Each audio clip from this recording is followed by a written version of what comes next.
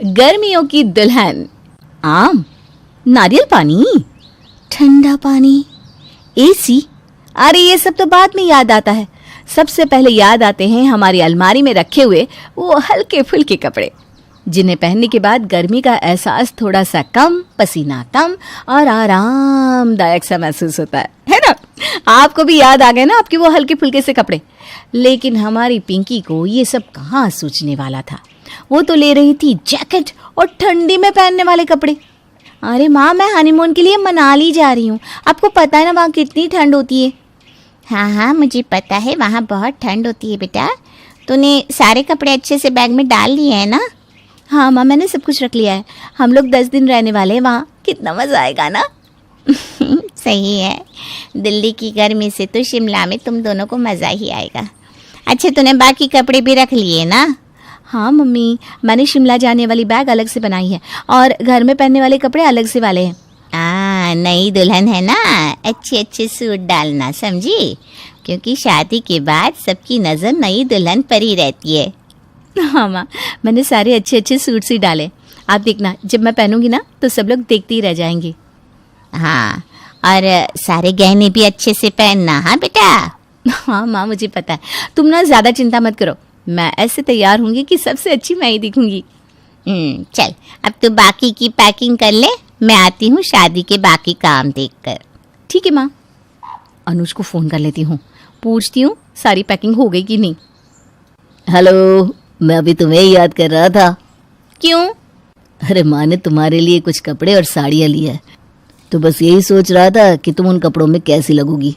अरे वाह, तुम देखना, शादी के बाद मैं ऐसे तैयार होंगी कि तुम देखते ही रह जाओगे। रोज़ अलग अलग कपड़े, रोज़ अलग ढंग से तैयार होंगी मैं तुम्हारे लिए।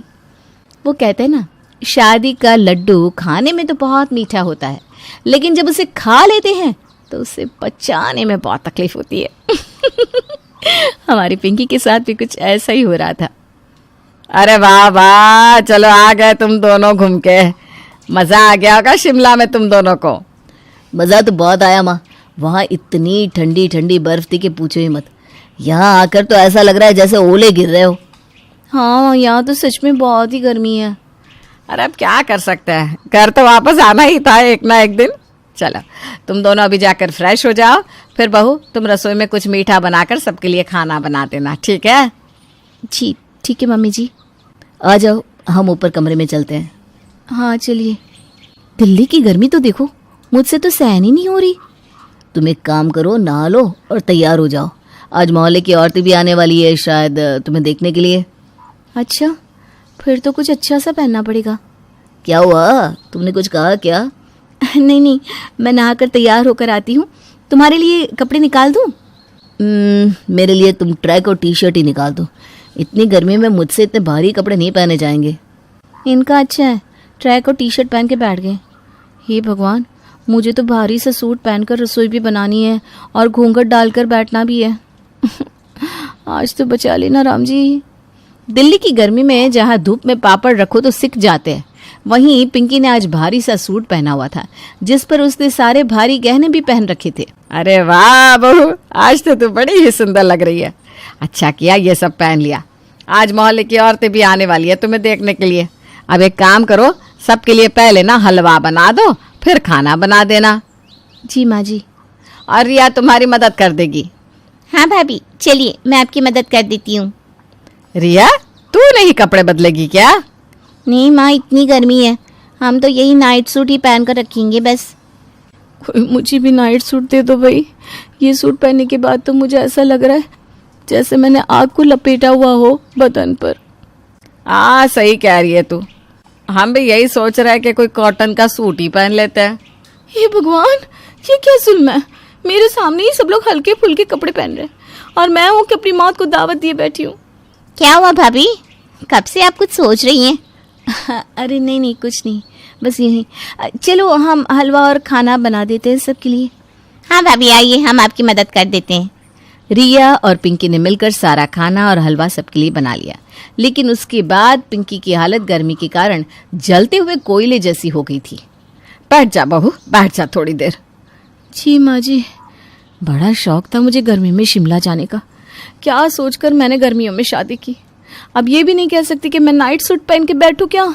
नई दुल्हन हूँ, कैसा लगेगा अगर मैं पुराने से हल्के फुल्के कपड़े पहन लूंगी तो। ये ले बेटा ठंडा है, इससे ना तुझे अच्छा लगेगा, पी ले पी ले। जी माँ जी। तू ठीक तो है ना बहू? हाँ हाँ ठीक हूँ, मुझे क्या होगा। माँ मोहल्ले की औरतें आई हैं बाहर, चलिए ना। अब हाँ हम आते हैं। पिंकी तू एक काम कर, सबके लिए चाय लेकर बाहर आ जाना। जी माँ जी ठीक है। इतनी गर्मी में चाय कौन पीता है, ठंडा मंगवा लेते। अब फिर से मुझे रसोई में जाना होगा। पिंकी किसी से कुछ कह नहीं पा रही थी, लेकिन इतने सारे भारी कपड़े पहनने के बाद उसे बहुत गर्मी लग रही थी। लेकिन अब मुंह दिखाए में तो उसे घूंघट डालकर रहना ही था, जो उसके लिए और भी भारी हो रहा था।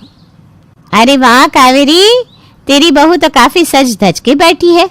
पिंकी बहू, तुम्हारा सूट भी ना काफी अच्छा है। अब पहन के देखिए ना आंटी जी, फिर आपको पता चलेगा कैसा लगता है इस भारी सूट को पहनने के बाद। मानना पड़ेगा कावेरी, बड़ी सुंदर बहू लाई हो तुम, बिल्कुल चांसी है। पता नहीं कब तक चांसी रहूंगी, इस गर्मी में तो मुझे लग रहा है जल के कोयले की खान बनने वाली हूँ मैं। अरे शीला आजा, तू भी देख ले मेरी बहू को, आजा। हाँ हाँ, वो क्या है ना, यहाँ पर ऊपर पंखा चल रहा है, तभी यहाँ बैठी थी। मुझसे ना गर्मी बर्दाश्त नहीं होती ज्यादा। हाँ सही कहा, दिल्ली की गर्मी है अभी तो ऐसी ना। आप सबने तो फिर भी हल्के फुल्के कपड़े पहने हुए, कोई मेरे बारे में भी सोच लेता थोड़ा सा। कब ये औरतें जाएंगी, कब मैं अपने कमरे में जाकर नाइट सूट पहनूंगी। कुछ देर पिंकी और कावेरी से बात करने के बाद सारी औरतें जाने लगती है, लेकिन अब पिंकी से ये गर्मी और सहन नहीं हो रही थी। उन औरतों ने पैर घर के बाहर रखा ही था कि पिंकी ने भागना शुरू कर दिया। अरे क्या हुआ पिंकी बहू, तू ऐसे हड़बड़ी में कहाँ जा रही है? कुछ नहीं, कुछ अर्जेंट याद आ गया मुझे। ये भाभी को क्या हुआ अचानक? कहाँ है? अरे क्या हुआ, क्या ढूंढ रही हो? सब ठीक तो है ना? जल्दी से मेरा नाइट सूट दे दो, जल्दी करो। अरे हाँ, 1 मिनट सांस तो ले लो पहले। मैंने कहा ना जल्दी करो। अरे हाँ, ये लो, मिल गया। कमरे में आने के बाद पिंकी ने सबसे पहले उस सूट को उतार कर फेंक दिया और हल्के फुल्के से कपड़े पहन लिए। अब ठीक हो? हाँ, अब लग रहा है कि सारी आग बुझ गई है मेरे बदन से। अरे तो तुम्हें इतने भारी भारी कपड़े पहनने की क्या जरूरत थी? कैसी बात कर रहे हो तुम? मैं नई दुल्हन हूँ, अगर मैं ऐसे हल्के फुल्के कपड़े पहनूंगी तो तुम्हारी माँ क्या सोचेगी? इसे कोई अकल ही नहीं है कि नई दुल्हन कैसे रहती है। अरे ऐसे कपड़ों में तो ना तुम बैठ पा रही हो ना खा पा रही हो। हंसना तो दूर, इन कपड़ों में तुम्हें और भी ज्यादा गुस्सा आ रहा है, वो अलग। हाँ बात सही है, पर हर नई दुल्हन को ऐसे ही रहना होता है, कम से कम शादी के कुछ महीने तक तो। तुम्हें यकीन है कि कुछ महीने इस तरह तुम जिंदा रह पाओगी? अनुज मजाक मत करो ना। अरे मैं सच्ची कह रहा हूँ। अरे अनुज, दरवाजा तो खोलना जरा। अरे माँ जी आ गई, रुको रुको, दरवाजा मत खोलना, मैं कुछ अच्छा सा पहन लूं फिर खोलना।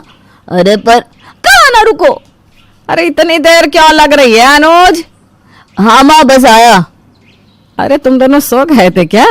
मैंने डिस्टर्ब तो नहीं कर दिया? अरे नहीं नहीं।